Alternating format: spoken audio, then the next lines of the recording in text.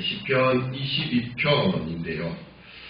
시편 22편 상당히 유명한 시편입니다. 특히 그리스도의 고난, 순환에 관한 예언적 내용이 실제로 기록되어 있고 그것이 성례, 특히 요한복음은 이 부분을 성취된 부분으로 묘사를 하고 있기 때문에 이 그리스도의 순환시라 이렇게 표현을 합니다.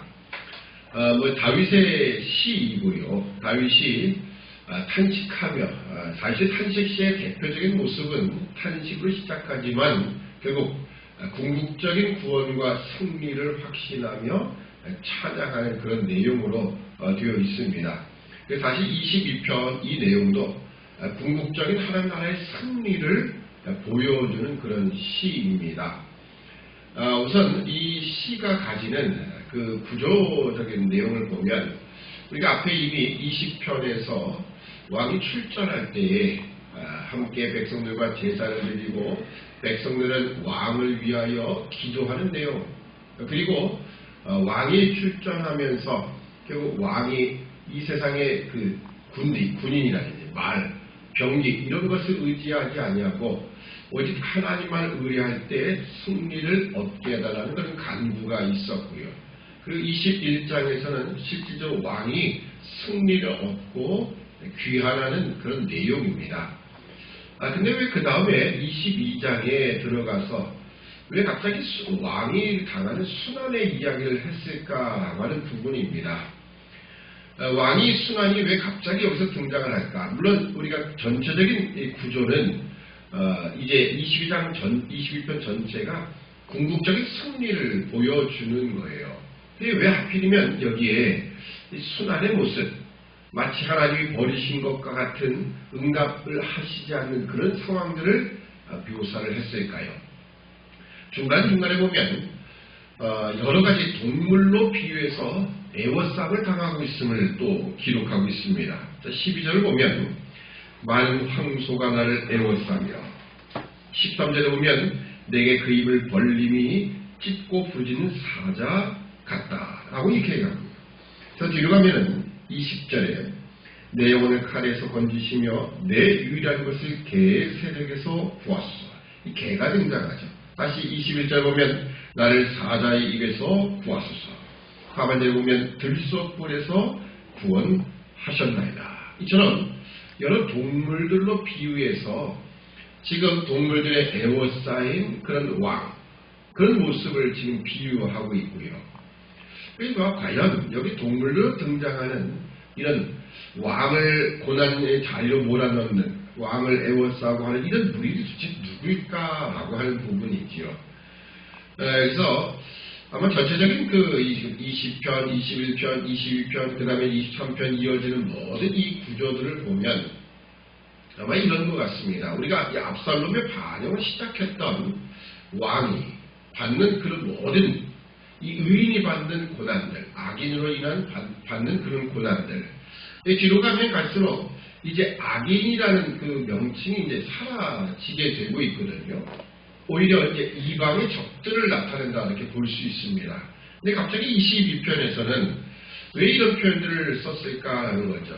실제로 이것이 메시아의 순환과 비교해 본다면 메시아의 순환은요 이방 민족에 의한 순환이 아니었습니다. 더군다나 이방 민족과 전쟁을 한다 그런 상황도 아니었고요. 그래서 과연 이 22편이 어떤 분위기 속에서 나왔는가라고 하는 거죠. 다윗은 사실 전쟁을 참 많이 했습니다. 그 전쟁 가운데 물론 이방 민족과 전쟁을 참 많이 했죠. 암몬, 모압, 이런 에돔, 이런 블레셋 전쟁을 참 많이 했습니다. 근데도 불구하고 이스라엘 안에서 있었던 가장 큰 전쟁은 사실 처음 전쟁 초기는 다윗이 왕에 올라갔을 때 이제 헤브론에서 왕이 됐을 때 사울의 아들이었던 이스보셋이 북이스라엘의 왕이 되어서 2년간 전쟁을 했던 기록이 있고요.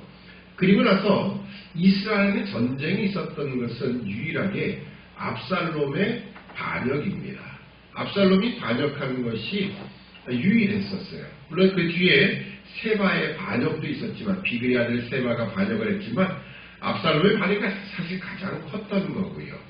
그 압살롬의 반역을 지금 시편 3편부터 계속해서 언급을 하고 그 내용의 구조로 시편을 이렇게 배치를 시킨 것 같습니다. 그런데 그 중에 하나, 압살롬이 이제 결국은 요압이 이끄는 군대와 함께 전쟁하다 압살롬이 죽게 되었지요. 죽은 다음에 어떤 일이 벌어졌습니까? 다윗이 사실 그 전쟁에 앞서서 사람들에게 압살롬을 너그러이 대하라 이렇게 부탁을 했었지요. 실제로 압살롬을 발견한 군인은 죽이지 않았어요. 그러니까 요압에게 보고를 했더니 너 왜 그랬느냐? 내가 만약에 그 압살롬을 쳐 죽였으면 내가 너에게 큰 상을 내렸을 텐데 하고 달려가서 아직도 나무에 상수나무에 걸려있는 이 압살롬을 죽이게 되었지요. 이 압살롬이 죽은 소식을 듣고 다윗 왕은요 상당히 슬퍼했습니다. 통곡을 했습니다. 내 아들 압살롬아 하는 그런 통곡을 했었지요. 근데 그 다음 상황이 더 이제 긴박한 상황으로 몰아가는 것을 사무엘에서 기록을 합니다. 요압이 다윗에게 사실은 상당히 발끈했던 것 같아요. 그 뭐라고 이야기를 했습니까? 요압이 다윗에게 지금 왕이시여, 지금 압살롬, 지금 반역을 이렇게 다윗 왕을 죽이려고 했고 이 백성들을 다 죽음의 궁지로 몰아넣으려 했던 압살롬이 죽은 것을 가지고 지금 슬퍼하다니 마치 우리가 죽고 압살롬이 살았으면 왕이 오히려 더 쾌재를 불렀을 것 아닙니까? 라고 하는 거예요. 왕이 만약 여기서 계속 울고 이러고 있으면 지금까지 왕이 당했던 고난 그 이상의 고난을 당할 것이다. 백성은 다 등을 돌릴 것이다. 이렇게 이야기를 하게 됩니다. 아마 그 상황을 제가 이렇게 떠올리게 됐어요.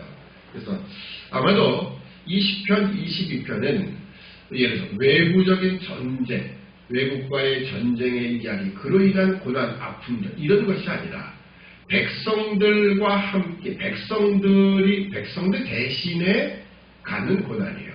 전쟁이라는 것은 왕 혼자 가서 싸우는 게 아니죠. 백성들도 함께 나가 싸우는 겁니다. 그러니까 백성들이 함께 고난에 처하는 것이 전쟁이라면 오늘 22편의 전체적인 분위기는 어떻게 보면 백성들이 오히려 왕을 외면하고 그로 인한 백성들로 인한 고난이고 결국은 백성을 대신해서 받는 고난이다라고도 말할 수 있는 겁니다. 그래서 이것이 순환시인 거예요. 그리스도의 메시아의 순환시다라고 이야기하는 겁니다. 오늘 우리가 함께 좀 더 집중적으로 볼 것은 1절에 있는 말씀입니다. 내 하나님이여 어찌 나를 버리셨나이까 라고 하는 이 부분인데요. 이 부분은 예수님께서 마태 마가복음에서는 엘리 라마 사박다니라고 하는 지금 시편 22편 1절 이 초반절에 있는 말씀을 예수님이 십자가상에서 하셨습니다. 이 마태나 마가는 예수님의 그 십자가상의 말씀을 이 딱 한마디로 끝냈어요. 누가복음은 3마디, 그리고 요한복음도 3마디이지만 여기 마태나 마가는 딱 한마디로 기록하고 있는데 그것이 바로 이 시편 20편 1절의 말씀입니다. 내 하나님이여 어찌 나를 버리셨나이까. 이것을 마태나 마가가 기록하기를 엘리 라마 사박다니 이렇게 표현했고요. 이것은 아람어입니다. 예수님 당시에는요 히브리어를 쓰지 않았고요 아람어를 썼습니다. 그러니까 아람어라는 것은 공주로 말하면 바벨론 포로 시절부터 쓰던 언어라 이렇게 생각하시면 됩니다. 우리 여러분 일제강점기 36년 사실 이 일본이 우리나라로 하여금 이 문화 말살 정책을 쓰면서부터 모든 학교 소학교부터 시작해서 이 일본말을 가르치는 것은 한일학방 처음부터 한 것은 아니에요. 그러니까 뒤에 있습니다. 그러다 보니까 어렸을 때 그 소학교 다니셨던 분들은 일본어를 참 잘하시더라고요. 신순호 권사님도 보면 지금 일본어가 그냥 술술 나와요. 그 소학교 때 배웠던 그 일본어가 아직도 그렇게 기억이 되시는 거죠. 그런 면에서 비춰볼 때 그 짧은 10년, 15년 요 사이에 그렇게 일본어를 써도 그렇게 언어를 다 기억하고 있는데 70년 동안 그것도 우리나라에서 다른 나라 언어를 배우는 게 아니라요. 실제로 그 언어를 쓰는 나라에 가서 살면서 그 언어를 써야 되는 거예요. 그러니까 완전 체계화가 되는 거죠. 그래서 포로 이후에도 사실 아람어가 이스라엘 사람들의 공용어가 되어버렸습니다. 그러니까 히브리 사람들 언어가 계속 쓰여진 게 아니에요. 그래서 실제로 예수님 당시에도 그들이 쓰는 언어는 아람어이었습니다. 그래서 엘리엘리 라마 사박다니라고 하는 단어는 아람어이고요. 물론 이제 아람어랑 이 히브리어가 약간 비슷한 부분이 있습니다. 엘리엘리랑 똑같죠. 엘리는 나의 하나님, 나의 하나님. 근데 똑같은 뜻입니다. 근데 어째 나를 버리셨습니까? 라고 하는 이 단어가 히브리어는 조금 발음이 다릅니다.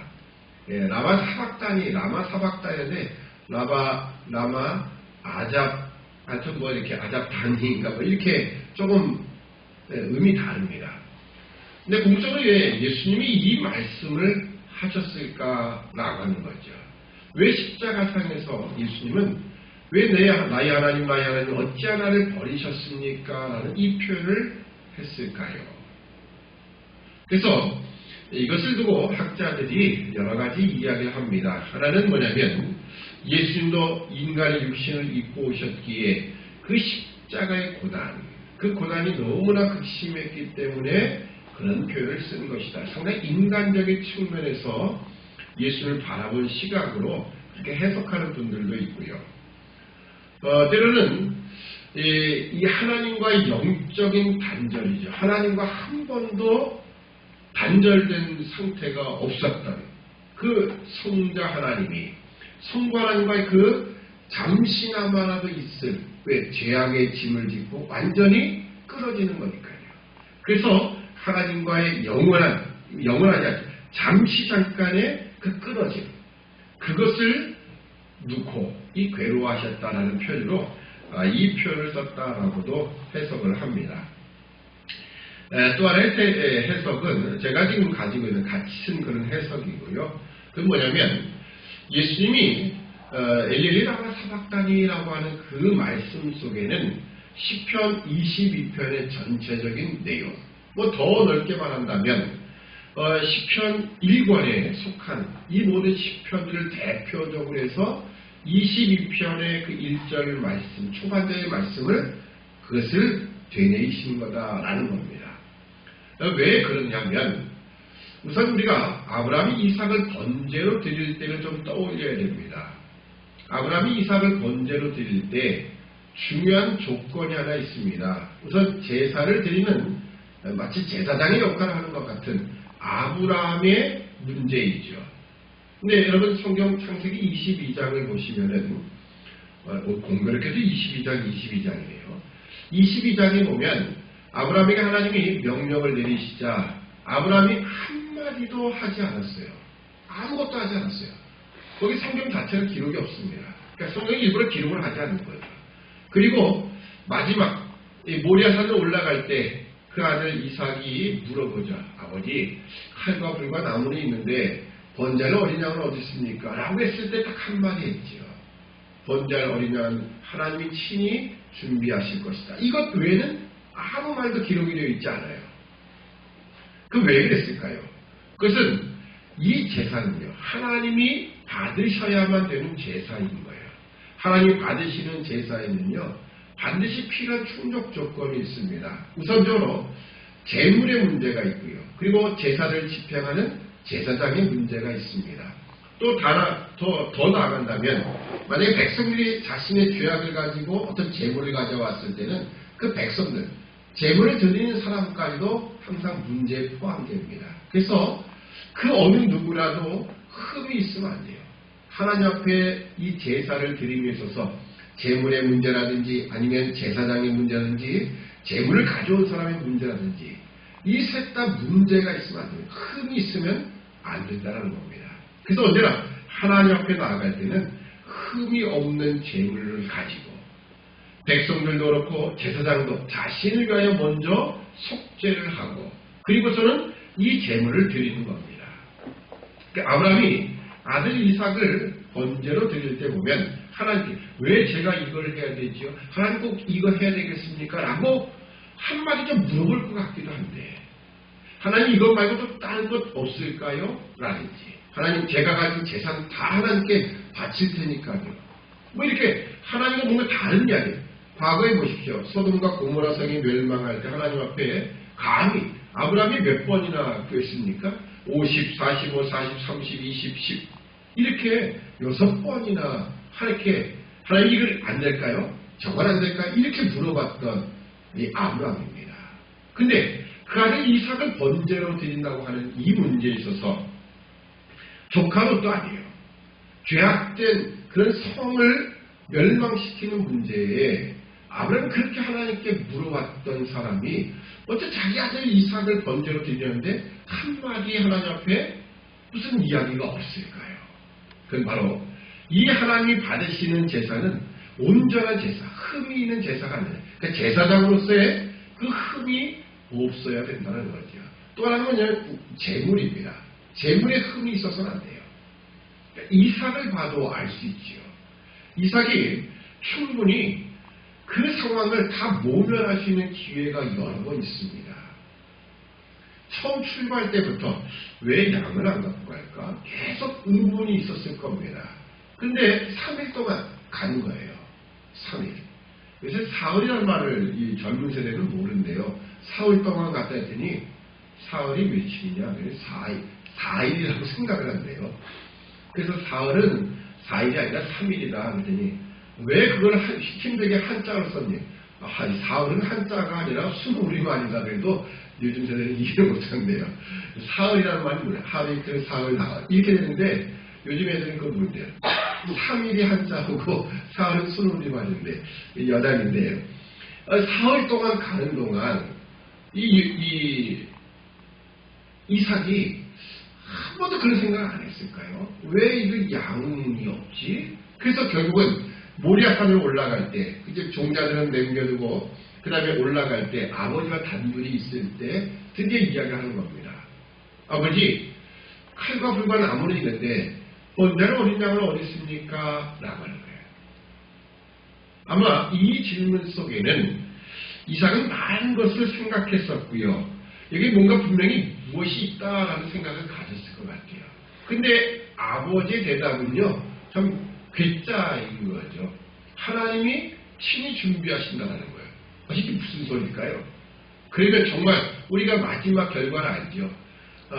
이삭은 죽지 않았고요. 하나님이 그 제사를 받으셨다 하면서 수풀에 걸린 양을 보게 되었죠. 그래서 그것을 하나님이 준비하셨다라고 해서 그 양을 잡아서 시체로 번제로 드리게 됩니다. 그래서 우리는 하나님이 친히 준비하신다는 것이 어떤 양을 준비하실 것이다라고 생각했지만요. 그건 아닙니다. 제가 지난번에 한번 그 말씀을 드렸던 것 같아요. 하나님이 친히 준비하신다는 건요. 하나님이 이삭을 친히 준비하셨다는 뜻과 같은 겁니다. 하나님이 그러니까 이삭은 누가 줬느냐라고 물어보면 하나님이 친히 주셨지 아브라함과 이 사라가 낳은 아들이 아니에요. 하나님이 주신 아들입니다. 그러니까 하나님이 친히 준비하신 바로 너다라는 이야기가 똑같은 거예요. 거기에 이삭은 조그만 반항도 하지 않습니다. 그래요? 네. 그러면 제가 기꺼이 드리지요. 라고 하는 것과 같아요. 왜냐하면 마지막 묶이는 장면까지 그렇죠? 우리는 묶이는 장면 하나도 성경에 기록하고 있지 않습니다. 근데 115세가 된 아브라함이 그 아들 이제 15살 된 아들을 순순히 묶어가지고 번제로 드릴 그 다리에 올려놓기까지 이 아들 이삭이 조금이라도 이상한 생각을 가졌더라면 그게 가능했을까요? 그건 절대 가능하지 않은 거예요. 손을 묶으려고 했을 때도 아버지 이거 뭐 하시는 거예요? 그럼 다리는 있잖아요. 그럼 도망가겠죠. 뿌리치고 얼마든지 갈 수 있어요. 근데 이삭은 하나님이 친히 준비하신다는 이 아버지의 이야기. 어떻게 보면 이건 하나님이 주시는 음성과도 같은 거예요. 거기에 순종하는 거예요. 어떻게 보면 이삭의 순종이 훨씬 더 이 아브라함의 제사에는요 큰 겁니다. 아브라함의 순종도 중요하지만 결국은 이삭의 순종이에요. 왜냐하면 이삭의 순종은요 장차 오실 이 메시아 예수 그리스도의 그 흠없는 제물로 번제 제사로 하나님께 드려지는 십자가 제물로 드려지는 인간의 구속을 위하여 그 제물로 드려지는 그것을 예표하기 때문이에요. 그 흠 있는 제물이 돼서는 안 된다는 겁니다. 하물며 예수 그리스도께서 십자가에 달려 지금 마지막 제물로 하나님께 드려지는데 원망을 하거나 불평을 하거나 비통해 하거나 이래서야 되겠습니까? 그래서는 안 되죠. 그래서 시편 22편의 이 1절 말씀을 인용하는 것은요, 정말 지금 그러니까 만약에 이 시편 22편이 없었더라면 예수님이 십자가에서 상에서 남긴 첫마디는요, 이 상당히 우리가 이해할 수 없는 말이 됩니다. 하나님이 받으실 수 없는 제물이 되고 말아요. 그렇지 않겠습니까? 하나님 왜 나를 버리셨습니까? 라고 하는 것, 그럴 수밖에 없겠죠. 아버지 왜 나를 버렸어요? 하고 하는 것은 불평이죠. 원망이죠. 그 하나님 그 제사를 받겠습니까? 안 받으시죠. 근데 시편 22편이 기록되었기 때문에 그 제사가 하나님 앞에 온전한 제사라는 걸 아는 거예요. 왜요? 예수님은요, 시편 22편 전체를 보고 사실은 그리면서 말씀하시는 거예요. 시편 20편 전체 내용이 뭐냐? 마지막 부분에 나오죠. 자, 27절을 보면요. 땅의 모든 끝이 여호와를 기억하고 돌아오며 열방의 모든 족속이 주의 앞에 경배하리니 나라는 여호와의 것이요 여호와는 열방의 주제의 신이로다. 결국 예수 그리스도의 그 순환, 왕의 순환을 통하여 열방이 주께 돌아오는 겁니다. 하나님의 백성들, 비록 백성들, 자기 백성들을 통하여 고난을 받지만, 그들을 대신하여 고난을 받지만 열방이 주께 돌아온다는 겁니다. 그래서 결국 이 모든 일들을 통하여 하나님 앞에 찬송을 부르러 하는 겁니다. 그래서 25절도 그렇고요. 3절 이스라엘의 찬송 중에 거하시는 주여 주는 거룩하시나이다. 22절도 보면 내가 주의 이름을 형제에게 선포하고 회중에서 주를 찬송하리라. 여호와를 두려워하는 너희여 그를 찬송할지어다. 야곱의 모든 자손이여 그에게 영광을 돌릴지어다. 너희 이스라엘 모든 자손이여 그를 경외할지어다. 25절 대회 중에 나의 찬송은 주께서 온 것이니 주를 경외하는 자 앞에서 나의 소원을 갚으리라. 겸손한 자는 먹고 배부를 것이며 여호와를 찾는 자는 그를 찬송할 것이라. 너희 마음은 영원히 살지어다. 그래서 이 시 전체를 보면 하나님을 찬송하는 거예요. 하나님이 이루신 그 모든 구성, 특히 열방이 주께 돌아오는 하나님의 모든 택한 백성들이 지금은 이스라엘이 아니라 전체 이 나라 모든 세계에 있는 백성들이 주 앞에 돌아온다라는 이것을 바라보며 예수님은 십자가상에서 그 시편 20편 1절 말씀을 사실은 외치신 겁니다. 그러니까 그 제사를 하나님이 받으시는 거예요. 만약에 하나님 왜 나를 버렸습니까? 라고 하는 이 원망의 소리였더라면요. 또 혹시라도 그것이 육신의 고통은 있겠죠. 고통 속에서 부르짖는 그런 절규였다라면 하나님이 받으시기 어려운 거예요. 이사야 53장에 보면 순환받는 종에 대한 그 기록 가운데도 잠잠 털 깎는 양과 같이 그 털 깎는 자 앞에서 도수장을 끌려가는 양이 털 깎는 자 앞에서 잠잠하다 그 입을 열지 않았다는 것과 똑같은 겁니다. 왜요? 그래야 하나님 받으시는 제사가 되기 때문이에요. 하나님 예수님은 바로 이 시를 바라봤고 다윗은 이 시를 통하여서 결국 메시아의 순환과 그를 통한 하나님 나라의 궁극적 승리를 찬양하고 있는 겁니다. 그러니까 다윗도 그렇죠. 충분히 백성들, 자기 백성들로 인한 고난을 받았지만 그 고난 속에 결국 하나님이 하나님 나라의 궁극적인 승리를 가져올 것이다. 그리고 그것은 이스라엘을 넘어서 전 온 우주까지 걸쳐지게 될 것을 사실은 바라보는 겁니다. 우리가 그런 점에서 하나님 나라는 궁극적인 승리가 있다. 거기에 하나님 나라 백성으로서 우리 자신도 하나님 앞에 나 자신을 번제물로 드린다라는 것.